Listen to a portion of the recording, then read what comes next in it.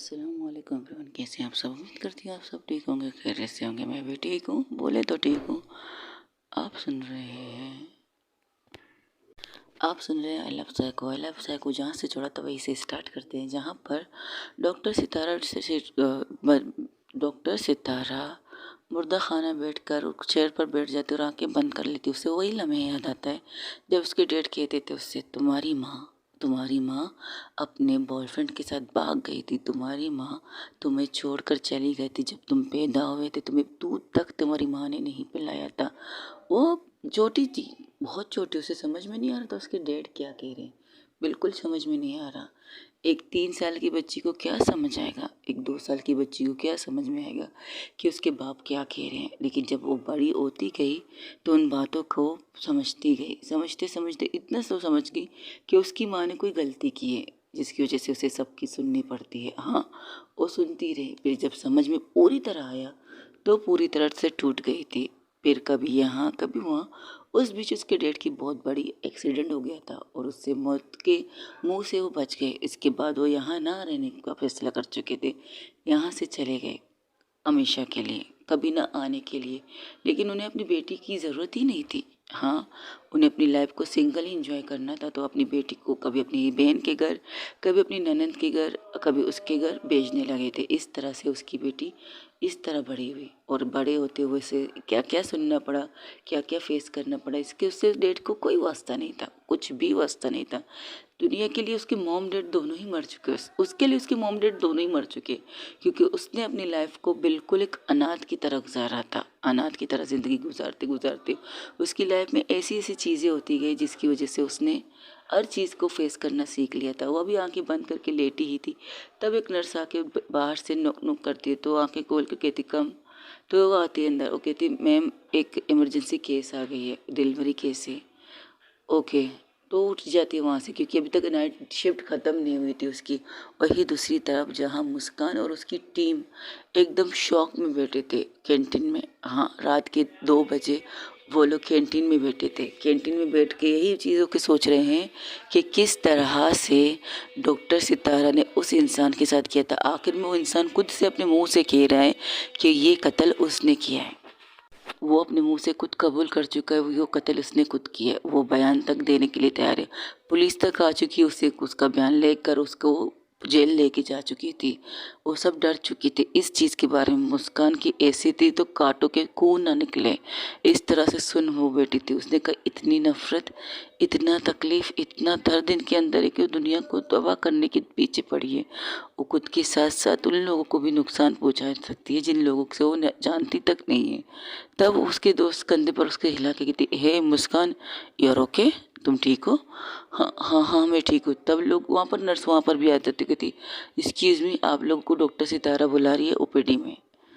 और सब लोग वहाँ से उठ जाते और वो निकल जाते ओपीडी की तरफ, जहाँ पर डॉक्टर सितारा पहले से मौजूद है। वहाँ पर उस लेडीज़ की कंडीशन देख चेक कर रही थी, तो उसकी ब्लीडिंग स्टार्ट हो चुकी थी। अभी तक कंप्लीट डे नहीं था, या ये कह सकती हो अभी 9 महीनों से पूरा नहीं हुआ था, लेकिन अचानक ही उनकी ब्लीडिंग स्टार्ट हो चुकी थी। तो इस वजह से उन्हें हॉस्पिटल में लाया गया था।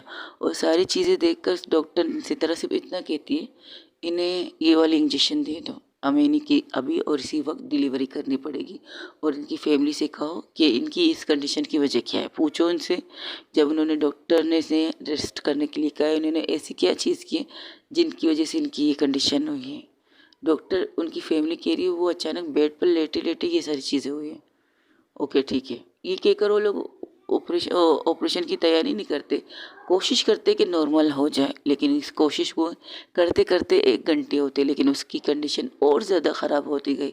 तब उन्होंने फैसला किया कि ऑपरेशन के नॉर्मल के बजाय ऑपरेशन कर दिया जाएगा। तो डॉक्टर उनकी फैमिली से सिग्नेचर लेने के लिए चले जाते, लेकिन बाहर उनके हस्बैंड जिद करते। बाहर उनके हस्बैंड इस चीज़ में लगे हुए, नहीं मेरी बीवी ने इतने बच्चे हो नॉर्मल लाई है, 3 बच्चे हमारे हो चुके, चौथा बच्चा ऑपरेशन से नहीं नॉर्मल होना चाहिए।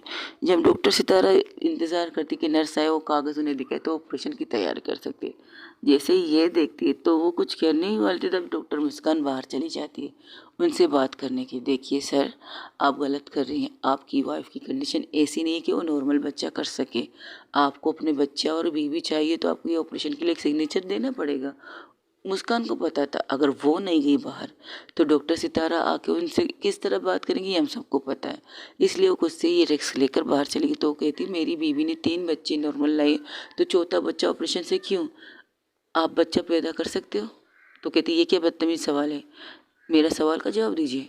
आप औरत हो, आपको पता है औरत के अंदर कितने सिस्टम चीज़ें होती हैं, किन चीज़ों से उन्हें तकलीफ़ होती है, किन चीज़ों से उन्हें खुशियाँ मिलती हैं। आपको पता नहीं कि औरत को एक कांच के माने माना जाता है, एक शीशा, अगर शीशा टूट जाए तो जुड़ना उसका बहुत मुश्किल होता है। तो इसी तरह औरत की कंडीशन भी ऐसी है, अंदरूनी कंडीशन। अगर एक दफ़ा वो चीज़ नुकसान हो जाए तो दोबारा उस चीज़ का फ़ायदा किसी को नहीं होता, ना आपको ना आप। अगर आप इसी तरह ज़िद करते रहे ना आपके बच्चे को बचा सकते ना आपकी बीवी को बचा सकते। उनकी कंडीशन बिल्कुल भी ऐसी नहीं कि वो नॉर्मल बच्चा कर सके। 1 घंटे हो चुके हैं उन्हें यहाँ आते हुए, अभी तक ऐसी कोई चीज़ नहीं हुई जिससे आप कह सके कि नहीं उन्हें नॉर्मल ही करना चाहिए। बिल्कुल नहीं, ऐसा कुछ भी नहीं हुआ है। लेकिन अगर आप अपनी ज़िद पे अड़ी रहे ना तो बेशक उनकी मौत के ज़िम्मेदार आप होंगे, हमारे हॉस्पिटल की टीम बिल्कुल नहीं होगी, ना हमारा हॉस्पिटल होगा। फिर आप हमारे हॉस्पिटल में हंगामा नहीं कर सकते कि आपकी बीवी को जानबूझ के हमने कुछ किया है, क्योंकि ये ज़िम्मेदारी आपकी होगी।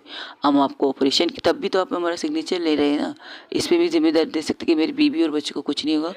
हम अपना बेस्ट करना चाहते हैं। बेस्ट का मतलब आप समझते हो, हम अपनी पूरी कोशिश करेंगे कि आपकी बीवी को कुछ ना हो पाए, ना आपकी बीवी को ना आपके बच्चे को। लेकिन अगर आप इसी तरह ज़िद करते रहें तो हम दोनों में से किसी को भी नहीं बचा पाएंगे, किसी को भी नहीं। यू अंडरस्टैंड विथ मी, आप समझ रहे हैं मेरी बात को।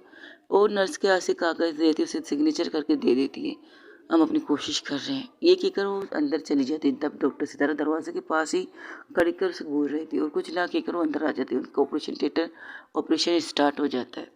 अब ओटी से उन्हें ऑपरेशन थिएटर में शिफ्ट किया जाता है, वहाँ पर उनकी ऑपरेशन की तैयारी हो जाती है। तब वो एक चीज़ से हैरान हो जाते हैं। डॉक्टर सितारा अपनी टीम की तरफ देखती है, डॉक्टर वो सारी टीम भी उनकी तरफ देखती है। वो कहती है जुड़वा बच्चे हैं। तो वो पूरी तरह से अपनी पूरी कोशिश करते करते उन्हें जब बच्चे हो जाते हैं तो उनकी मुंह को टेचिस लगाने का टाइम होता है। तो एक नर्स के हाथ काँप रहे थे। डॉक्टर सितारा कहती तुम नहीं हो, तो कहती थी जी मैडम, गेट लॉस्ट। ये कहकर उसके हाथ से वो टेचिस वगैरह लेकर खुद से डॉक्टर सितारा खुद से ही उनकी टाँके वगैरह लगाने टेचिस लगाने स्टार्ट कर देते। कुछ देर बाद वो ऑपरेशन थिएटर से जब बाहर निकलते तो सिर्फ उनसे एक सवाल पूछते, आपकी वाइफ को पता था उन्हें ट्विंस थी। हाँ हमें पता था। तो इस फाइल में सिर्फ सिंगल मदर क्यों लिखा था, मतलब हम समझे नहीं, हम छुपाना चाहते थे इसलिए। तुम लोगों की इस बेवकूफ़ी की वजह से इनकी कंडीशन ये हुई है। छुपाने से क्या होगा ज़रा बताएंगे, छुपाने से कुछ हो सकता है। फर्स्ट ऑफ ऑल उनका टमी खुद से कहेगा कि उनके अंदर कितने बच्चे हैं।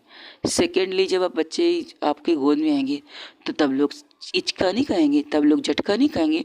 आप तो एक एक कह रहे थे ये ट्विंस कैसे हो चुका है, तब भी तो आप लोगों को झटका ही दे सकते हो।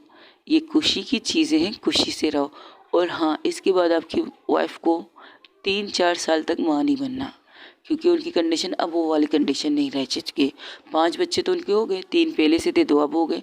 तो अब आप लोग सोचिएगा बच्चों को यहीं पर रोकना है या फिर आगे बढ़ाना है आप। लेकिन हाँ, इस बात को यकीन रखिएगा 3 साल 4 साल तक नो प्रेगनेंसी, वो माँ नहीं बन सकती। अगर इस बीच वो माँ बन भी गए तो आपकी बीवी और आपके बच्चे को कोई भी डॉक्टर बचा नहीं पाएगी। अच्छा तो आप क्या ऊपर वाले हो जो आप ये मुझे कह रहे हो? नहीं, मैं ऊपर वाला नहीं हूँ, मैं गॉड नहीं हूँ, लेकिन एक गॉड का एक भेजा हुआ फरिश्ता हूँ। एक जिन्होंने हमें बनाया ना, उनकी वजह से हम बोल सकते हैं। लेकिन अगर फिर भी आपको रिस्क लेना है, अगर फिर भी आपको यकीन है तो शौक से बच्चा कीजिएगा 1 साल के अंदर, फिर आपको रिटर्न जवाब मिल जाएगा। ये कहकर वो वहाँ से हट जाती है। तो वो घूर के उसे देखती है, मेरी वाइफ के लिए मैंने ये डॉक्टर अपॉइंट नहीं किया था।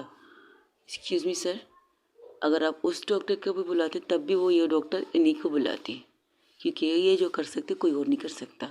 एक नर्स कहकर वहाँ से हट जाती है।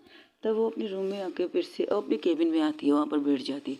इस तरह करते करते सुबह हो जाती है। सब लोग खुश होते कि चलो आज तो बच गए। डॉक्टर सितार ने हम तक पर कोई भी जुल्म नहीं किया। इसी तरह से एक दूसरे से बातें कर रहे थे। वहाँ से टाइम इसी तरह गुजरता है। सुबह के 8 बज जाते हैं, उनकी ड्यूटी सबकी ख़त्म हो जाती, सब लोग तैयार होके अपने अपने घरों की तरफ निकल जाते। लेकिन एक झटका उनसे फिर से लगता है। जब नर्स आके कहती है आप लोग कहाँ जा रहे हो, वो कहते हैं हमारी ड्यूटी ऑफ हो चुकी है, हम जा रहे हैं घर। आपको किसने कहा कि आप लोगों की ड्यूटी ऑफ हो चुकी है? क्या मतलब? आप डॉक्टर, बतौर डॉक्टर की आपकी ड्यूटी ऑफ हो चुकी है, लेकिन आपकी क्लासेस स्टार्ट हो चुकी है। डॉक्टर सितारा आपकी क्लास में इंतज़ार कर रही है। तकरीबन 5 मिनट बाद आपको अपने क्लास में होना चाहिए। ये कब हुआ? अभी थोड़ी देर पहले उनकी कॉल आई थी तो मैंने आपको बता दिया। तो वो कहती शिट यार, अब क्या करें, मुझे नींद आ रही है। अगर उनकी क्लास के अंदर मैंने आंखें बंद कर दी, ये तो मेरी आंखें निकाल के बाहर कर देगी यार, मैं नहीं जा सकता आज की क्लास में। और हाँ, उन्होंने कहा है अगर आज की क्लास किसी ने अटेंड नहीं की उनकी, तो भूल जाओ कि दोबारा वो डॉक्टर सिद्धार्थ से कोई भी क्लास ले सकते हैं। नहीं ले सकते तो अच्छी बात है। क्लास ना लेने का मतलब ये नहीं है डॉक्टर्स, क्लास ना लेने का मतलब ये होता है इस कॉलेज में पूरी तरह से किसी की भी क्लास वो अटेंड नहीं कर सकते। 10 सीट ये कहकर वो वहाँ से हट जाते। कहती शिट शिट शिट शिट, ये क्या है यार, इंसान भी है या नहीं? ये तो हमारी वाट लगाने में बैठी है। ऐसा लगता है ना मैंने अपने सपने को अपना डरावना सपना समझ लूँ। एक डॉक्टर नहीं बनना नहीं चाहती। अब मेरा दिल कर रहा है ना कि मैं कुछ से कह दूँ नहीं मुझे डॉक्टर नहीं बनना, मम्मा मुझे बचा लो आप, डॉक्टर डेड डॉक्टर काफ़ी है, डॉक्टर घर के अंदर तो है ना, कोई भी किसी का इलाज कर सकती है, मुझे डॉक्टर नहीं बनना। वो लड़की रोते हुए कहती। तब वहाँ से एक लड़का कहता है अब रोएगी या जीतो, या रो चीखो चिल्लाओ, बनना तो तुम्हें डॉक्टर ही है, चलो क्लास में चलते हैं। और हाँ गाइस, अपने चेहरे पर अच्छी तरह से पानी थ्रू करो और अपने आंखों पर टेप लगा दो ताकि छपके भी ना, समझे? ये कहकर सब लोग सर झुका के उस क्लास में आ जाते हैं। जैसे क्लास में एंटर करते हैं, वहाँ पर डॉक्टर सितारा पहले से मौजूद थी। अपनी घड़ी की तरफ देखती है, वो कुछ भी ना कहकर वो बोर्ड की तरफ जाके खड़ी हो जाती है। सब लोग अपनी सीट पे बैठ जाते हैं और बोर्ड पर एक चीज़ बनाती है। तो कहती है, सब लोग हैरान है ये क्या बना दिया? तो ये 2-3 लोगों का बनाती है, 2 इंसान 3 इंसान कह सकते हो। तो वो कहती है आप लोग डॉक्टर्स बन रहे हो तो आपकी लाइफ में ये किस्म के लोग आपको मिलेंगे। इन चित्र को जो तुम देख रहे हो, इन तस्वीरों को जो तुम देख रहे हो, उनके नीचे भी मैंने कुछ लिखा है, ज़िद्दी, घमंडी, बेवकूफ़, पागल। इसका क्या मतलब? और समझदार। अब आपको ज़िद्दी के बारे में बताते हैं। ज़िद्दी जो आज आप लोगों ने देख लिया, एक पेशेंट के हस्बैंड जो ज़िद कर रहे थे कि उनकी बीवी उन्हें नॉर्मल बच्चे देगी, तो वो नॉर्मल बच्चे देगी, तो ये होती है ज़िद।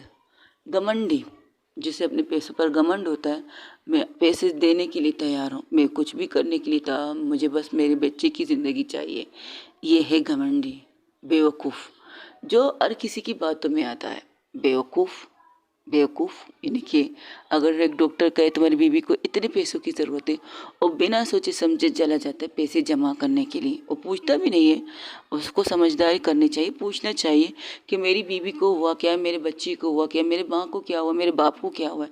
लेकिन उसे लगता है कि उसे पैसे देने चाहिए, बस उस पैसों से शायद उसकी फैमिली सेफ रहेगी। ये उसकी बेवकूफ़ी है। और ये है पागल इंसान। पागल इंसान कुछ भी करने के लिए तैयार, कुछ भी, सही गलत उसको कुछ नज़र नहीं आता, बस आता है जो उस लड़की का बाप था जिसे अपने बेटे को पागल कराने के लिए यहाँ लाया था कि उसका बेटा सेफ रहे, तो उसे कहते हैं हम पागल इंसान। और ये समझदार इंसान इसलिए क्योंकि वो हर चीज़ को समझ के, जैसे कि मैं अगर बतौर डॉक्टर उससे ये कहूँ मुझे इतने पैसे चाहिए तुम्हारे बेटे के ऑपरेशन के लिए, बीवी के, किसी को भी ले लो, वो कहेगा मुझे मेरे बेटे की कंडीशन बताइए पहले, और मैं 1-2 डॉक्टर से सलाह मशवरा करूँगा, फिर जाके मैं ये डिसीज़न कर सकता हूँ। इसे कह सकते हैं हम समझदार इंसान। तो ये सारी कैटेगरी के लोग आपके लाइफ में आ सकते हैं। हर किस्म के लोग, हर चीज़ों को आपको बर्दाश्त करनी पड़ेगी। आपका हौसला टूटेगा, झुकना चाहोगे, आपको कि ये कैसे इंसान है, चलो कुछ भी है, चलो करते हैं हम ऑपरेशन, बिल्कुल नहीं। आपके हाथों में एक ज़िंदगी होती है, आपके हाथों में एक लाइफ होती है। लाइफ का मतलब ज़िंदगी, सांस लेते हुए। अगर आपकी छोटी सी गलती से उसकी जान जा सकती है तो आपको वो छोटी सी भी गलती नहीं करनी चाहिए, छोटी सी भी गलती नहीं। इन 4-5 आइटमों को देखकर, आप इन इंसानों को देखकर समझ सकते हैं कि आपको किस कदर चीज़ों को फेस करना पड़ेगा। आई नो अभी आप लोगों की कोई क्लास नहीं थी, आप लोग घर जाके सुकून से सरजे बेड पर तकिया रख कर सोकर आराम से नींद मारना चाहते थे, लेकिन डॉक्टर सितारा एक साइको इंसान किसी भी वक्त तो आप लोगों को बुला सकती और मेरी क्लास ना लेने की वजह आपको बता चुकी हूँ मैं। तो ये चीज़ों को याद रखिएगा। और हाँ, एक और बात, एक और इंसान आपकी लाइफ में आ सकता है, मुझ जैसी साइको। पागल एक होता है और साइको हज़ारों हो जाते हैं, जो खुद पसंद होते हैं, जो खुद पर हर चीज़ खुद में खुद करना, मुझे खुद करना, मुझे खुद करना। मुझे एक होता है वहमी इंसान, वहम करने वाला इंसान। डॉक्टर अगर मैंने ये चीज़ की तो मुझे कुछ होगा नहीं, डॉक्टर अगर मैंने वो चीज़ की तो मुझे कुछ होगा तो नहीं। इस तरह से आपकी लाइफ में हर किस्म के लोग आएंगे। मैं जितना भी आपको गिनाऊँ ना, उसके अंदर से ही अंदर एक और इंसान आपके सामने आ जाएगा। दो फेस करने वाले इंसान, जो सामने कुछ और पीछे कुछ और होते हैं, आपको नज़र आएंगे। तो आप अपनी मेडिकल लाइफ में इस कदर खुद को संभालिए कि ऐसे इंसानों को डील करना आप लोगों को आना चाहिए, जिस तरह से आज डॉक्टर मुस्कान ने किया था। मैं वो डॉक्टर नहीं हूँ जो किसी के क्रेडिट खुद के ऊपर ले लूँ, मुझे ऐसी चीज़ें पसंद नहीं है। जो इंसान करता है मैं उसकी तारीफ़ भी करती हूँ, लेकिन तारीफ़ उनकी कर नहीं कर तारीफ़ नहीं, एक बात कहती हूँ। वो बात तारीफ़ आप लोग समझते हो, मैं नहीं समझती। एक नॉर्मल बात कह सकती हूँ, इसे नॉर्मल बात लेकर समझ लीजिएगा। जिस तरह डॉक्टर मुस्कान ने आज उस पेशेंट के हस्बैंड को समझाया कि उनकी इस हरकत से उनकी बीवी को कुछ भी हो सकता है, कुछ भी का मतलब समझते कुछ भी, ना उनकी बीवी उनके पास होगी ना उनका बच्चा होगा। अगर उनको अपनी बीवी को मारना है, शौक से मारे, और अगर चाहते दूसरी शादी करना कि ये बीवी मरेगी तो दूसरी बीवी आ जाएगी ना। इस चीज़ को लिए आराम से इसलिए उन्होंने हैंडल कर दिया, इस तरह से कूल माइंड से। और मेरी तरह से अगर किसी ने किया तो उसके दुश्मन बहुत हो जाएंगे, मेरे दोस्त कम हो जाएंगे, क्योंकि मैं किसी की सोचती नहीं हूँ। मुझे किसी के बारे में घंटा भी फ़र्क नहीं पड़ता, कोई एमएलए हो, कोई मंत्री हो, कोई शंत्री हो, कोई बड़े बिजनेसमैन का बेटा हो, कोई भी हो, आई डोंट केयर। घंटा घंटा भी फ़र्क नहीं पड़ता, किसी का भी बेटा हो, किसी की भी बीवी हो, किसी की भी बेटी हो, आई डोंट केयर। इस तरह से मेरी मर्ज़ी हो चलती है, तो मैं अपनी मर्ज़ी की मालिकिन हूँ। तो अब मुझ में किस चीज़ को देखना, आप लोगों के मुझ में वो सारी क्वालिटी मिल जाएगी, ज़िद्दी, अकुड़ू, गुस्से वाली, खुद पसंद, पागल एंड साइको। ये सारी खूबियाँ मुझे एक ही इंसान में आपको नज़र आएगी, लेकिन आपकी लाइफ में ये तरह तरह के इंसान आएंगे। अगर कभी गलती से आपको मुझ जैसी इंसान जिसके अंदर ये सारी खूबियाँ हैं मिल जाए, तो आप उससे कैसे डील करेंगे, ये बताइए मुझे। आप डील नहीं हो सकती मैडम। वहाँ से एक डॉक्टर, एक लड़की खड़ी होकर कहती है, बिल्कुल मैं डील नहीं हो सकती। सही कहा आपने, लेकिन मुझे भी कंट्रोल करने के लिए एक इंसान है ना, डॉक्टर रेहान, जिसके पास आप जाके मेरी शिकायत करने के लिए तैयार, जिसके पास जाकर आप मुझे लोगों को बचाने के लिए उन्हें लाते हो। उसी तरह अगर मेरी तरह आपको कोई इंसान मिले तो उसके पीछे कौन उसे कंट्रोल कर सकता है, उसके बारे में भी पूछ लीजिएगा, पता लगाओ। पता लगाने में टाइम नहीं लगता, लेकिन अगर हमें पता ना लगे तब, तो आप बर्दाश्त कर लो उस इंसान को। क्या कह सकती हूँ, जिस तरह आप लोग मुझे अभी बर्दाश्त कर रहे हो, उसी तरह उस इंसान को भी बर्दाश्त कर सकते हो। ये आप लोगों की मर्ज़ी है, आप लोग सोचिएगा। और हाँ, आज के लिए इतना ही, जाके आप लोग आराम कीजिएगा। कल आज रात फिर से आप लोगों की शायद नाइट ड्यूटी होगी, तो जाइए। ये कहकर वो वहाँ से उन सबको भेज देती। वो कहती बस यही चीज़ हमें समझाने के लिए भेजते। तब वहाँ से एक लड़की कहती, तुम लोगों ने कापियों में उतारा? नहीं, हमें क्या उतारने की ज़रूरत है, तुम लोग का दिमाग सही है। वो हमें समझा रही थी, और ये चीज़ें समझने वाली हैं, ना कि इसे एवी हवा में लेनी है। क्या मतलब, वो हमें ऐसे कैटेगरी लोगों को दिखा रही है। मत लिखो। और मुस्कान, मैंने लिख लिया भाई, ठीक है, यानी कि इसमें से हम दोनों समझदार हैं। ये कहकर दोनों हाथ पे हाथ मारते, उनकी हंसी सुनती है डॉक्टर सितारा। और मुस्कान की हंसी ऐसी थी कि जैसे कि झील जो बहता है ना, उसकी आवाज़, उसकी सुरती। तो एक पल के लिए डॉक्टर सितारा जो काम कर रही थी उसके लिए उसके हाथ रुक जाते। ये हंसी उसने बचपन में सुनी थी, बचपन में नहीं कह सकते हो, एक ऐसा टाइम था। वो आंखें बंद कर लेती जब वो काम कर रही थी किचन में। उसकी माँ, मुस्कान की माँ ने उसे कुछ बर्तन धोने के दे दिए थे, और तकरीबन उस वक्त 8 साल की लड़की थी, तो पढ़ भी रही थी, बर्तन भी धो रही थी, रीडिंग कर रही थी। तो वो जब बर्तन धो रही थी लॉन्च में, बैठे थे उसके दोस्तों के साथ, तब उसने ये हंसी सुनी थी। वो इस हंसी को सुनने के लिए बाहर निकली थी। बाहर जब उसने देखा कि वो हंसी किसी और की नहीं, मुस्कान की है, तो वो दरवाजे पर रुक गई थी। वो एक पल के लिए वहाँ रुक कर सोचने लगी थी, ये हंसी बहुत अच्छी है। और वो अपने दिल में कह रही थी, काश ये हंसी इसी तरह बनी रहे। पता नहीं क्यों वो कहती है। फिर अंदर वो वहीं पर खड़ी होती, तब पीछे से एक थप्पड़ आके उसके पीठ पे लगता है, जिसकी गूंज बाहर बैठे उन बच्चों को भी सुनाई देती है। एक पल के लिए वो अपनी आंखें खोल देती है। हाँ, जब जब वो ऐसी कोई हरकत करती थी, खड़ी हो जाती, कहीं पर भी उसे मिल जाती थी, तो मुस्कान की मोह अपने हाथ को साफ करने से अपने आप को रोकती नहीं थी। तब वहाँ से मुस्कान आके कहती, मम्मा ये क्या कर रही हैं आप? मैंने इस लड़की को काम दिया था, देखो कितने सेंग में बर्तन पड़े, लेकिन ये खड़ी होकर पता नहीं किस दुनिया में चली गई। वो अपनी पीठ के दर्द को महसूस कर रही थी और उस वक्त उसकी आंखों में आंसू आ गए थे। तो उसको कहती, तुम ठीक हो? तब उसे पता नहीं था कि उसकी मुस्कान लड़की, वो लड़की मुस्कान जो उससे बात तक नहीं करती थी, उसकी शक्ल नहीं देखती थी, तो आज वो उससे बात क्यों कर रही थी। बात कर रही थी, उसे संभाल के किचन में लाती है और अपनी माँ के नज़रों से बचा के उसकी मदद करने लगती है। उसके साथ खड़े होकर सिंक में बर्तन धोने लगती है। एक पल के लिए उसे लगता है कि हाँ, ये लड़की अच्छी है, ये लड़की बहुत अच्छी है। और उसके बाद वो उसको बहुत अच्छी तरह से ट्रीट करने लगती है, ऐसे ट्रीट करती है कि उसके अलावा कोई और नहीं। लेकिन वो जब ट्रीट करते करते अपने काम उसके ऊपर दे देती कि मेरा ये काम कर दो, मेरा ये होमवर्क कर दो, मेरा होमवर्क कर दो, वो बेचारी इस चीज़ को नहीं सोचती थी कि वो ऐसा क्यों कर रही थी। ये देखा जाए, मुस्कान उसका इस्तेमाल कर रही थी, अच्छा बन के, अच्छी बच्ची बनकर उससे बात कर रही थी, उसकी इस्तेमाल कर रही थी। ये बात उसे तब समझ में आई जब वो स्टैंडर्ड, वो चीज़ उसकी लाइफ में हुआ था, जब मुस्कान ने खुद से उसे किस किया था, बदले में उसकी माँ ने उसे मारा था। तब उसे वो चीज़ें याद आके उसकी आंखें खुल जाती है और उसकी आंखें लाल हो जाती है। तब वो सब बाहर निकल लेती, तब वो कहती है, मेरे क्लास से निकलते के बाद ही अपनी केकेहाट सुनाना मुझे, मुझे तुम में से किसी की हंसी अपने क्लास में सुननी नहीं है। अगर आइंदा मेरे क्लास ख़त्म होने के बाद आप लोगों की हंसी या आप लोगों की बातें मुझे सुननी पड़ी, तो मुझसे बुरा कोई नहीं होगा। मेरे इस क्लास में मेरे सामने कोई भी ना कोई टॉक करे ना कोई हंसी करे। समझ में आया? ये कहकर सब वहाँ से हट जाते। तो एक पल के लिए मुस्कान डर जाती, क्योंकि उसे पता वो किसे सुना रही थी और उसे वो लम्हे भी याद आता है। अगर उसे याद आएंगे तो क्या मुस्कान को याद नहीं आ सकते? मुस्कान भी उसी लम्हे में चली जाती, क्योंकि थोड़ी देर पलट के मुस्कान डॉक्टर सितारा की तरफ एक नज़र देखती है। जब उन्होंने आंखें बंद की थी, तब उन्हें पता चल गया कि वो क्या सोचने वाली थी और वो इंतज़ार कर रही थी कि अब वो कुछ सुनने वाली, और वाकई वो सुन लेती। तब लोग वहाँ से निकल के घर आ जाते। घर आते ही देखते ही आंटी उनका इंतज़ार कर रही थी, डॉक्टर सितारा की माँ। और कहती, बेटा ठीक हो, आज क्या हुआ? तो वो सारी चीज़ें बताती, कहती क्या ये सब हुआ? वहाँ पर उसने कुछ किया नहीं, डीएम ने, वो क्या करेंगे? जब डॉक्टर सितारा खुद पे आती तो किसी की सुनती थोड़ी है। वो बातें कर रहे थे, तब वहाँ पर डॉक्टर सितारा की एंट्री होती। वो बिना इनकी तरफ देखे वो अपनी रूम में जाकर बैठ जाते और दरवाजे को ज़ोर से बंद कर देती। तो उसकी मम्मा कहती, इसने कुछ खाया? हाँ खाया ना, गुस्सा खाया, बातें सुनाना खाया, और सबसे इम्पोर्टेंट सिगरेट खाई। इससे ज़्यादा वो क्या खा सकती है?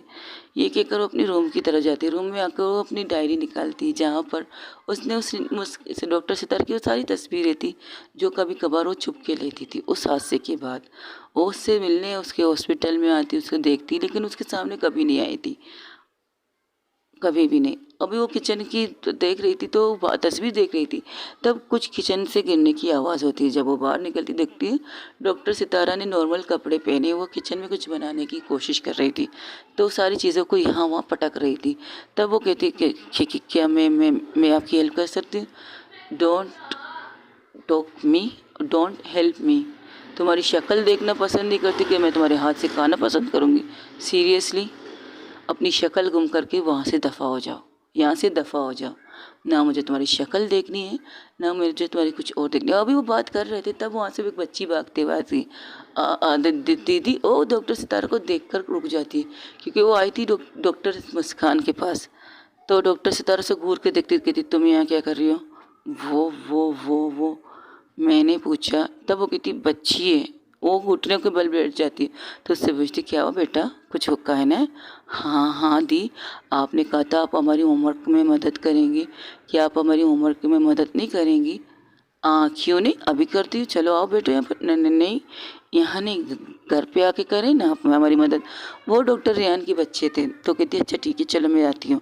वो उसका हाथ पकड़ के वहाँ से चली जाती और उनके जाने के बाद वो ज़ोर से बर्तन को ज़मीन पर पटकती है, जिसकी आवाज़ से बच्चा डर जाता है। तो बच्चे को गोद में उठा के कहती है डरो मत, उन्हें भूख लगी है, उन्हें खाना नहीं मिल रहा तो वो चिड़चिड़ी हो रही है, टेंशन ना लो।